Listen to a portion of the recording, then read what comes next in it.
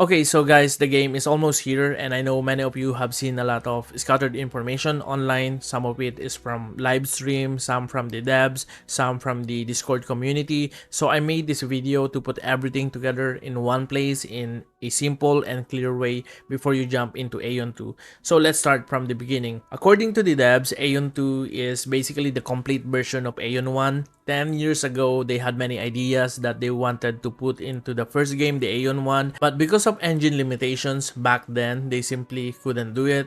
Fast forward to today, technology is way more advanced and all those ideas they couldn't achieve before are finally possible now, and that's how AION 2 was created. So the very first thing you will notice in this game is the size of the world. AION 2's open world is 36 times larger than the original game. You can fly anywhere, explore freely, and even dive underwater to discover entire regions beneath the sea.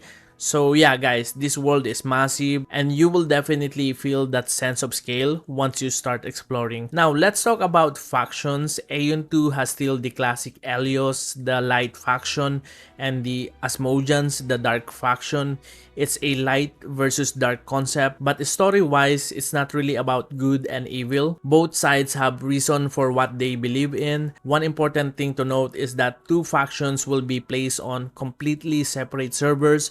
They won't be exploring the world together, although they can meet in cross-server dungeons. This means that if you're planning to play with your friends, choose the same faction and the same server. And as for me guys, I'm going as Mojan. I will be on the dark side. And when it comes to gameplay structure, AION 2 follows a traditional MMORPG format. There is this tank, the DPS, and the healer. And also players who tested the game said that leveling to the max level, which is level 45, usually takes about 2 to 3 days.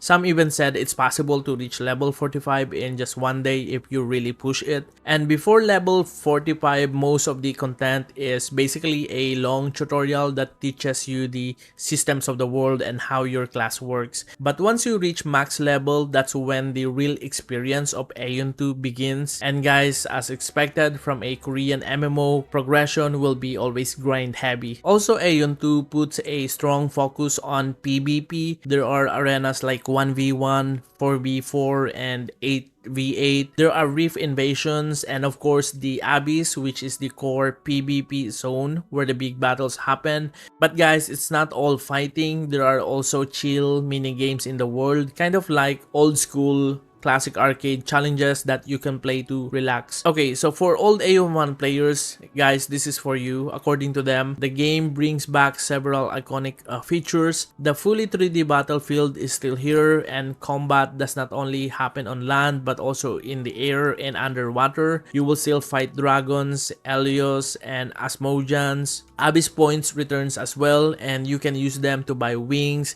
gear, and other items. And for the top players, yes guys, there will be still a deity transformation, basically AION 1's guardian angel reborn in AION 2. And the combat system itself is a mix of Blade and Soul style action combined with the traditional tab target feeling of Korean MMOs.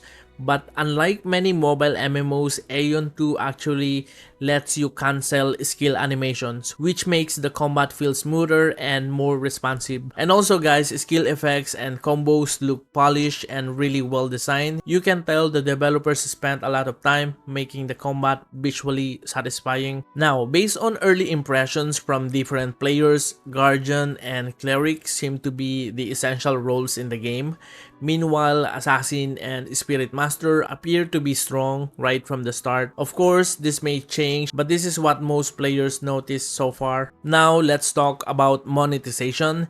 So yes, there are pay-to-win elements. Honestly, I expected this from the beginning because it's a Korean MMO.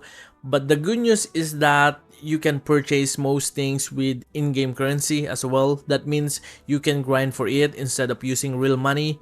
For example, there is a limit to how many dungeons you can run per day.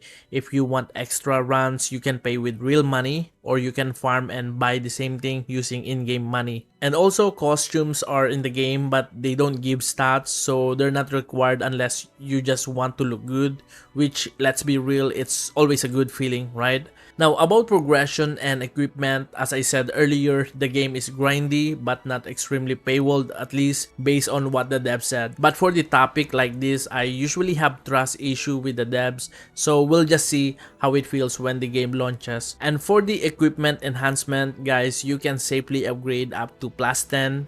The maximum is plus 15, and starting from plus 11, enhancement can fail. And one important thing to remember is that enhancement levels do not transfer to other equipment, so don't randomly throw your materials on every gear you find. And guys, that's pretty much the essential things you should know before playing AION 2. If you're planning to dive in, hopefully this helped you start with a clear idea of what to expect.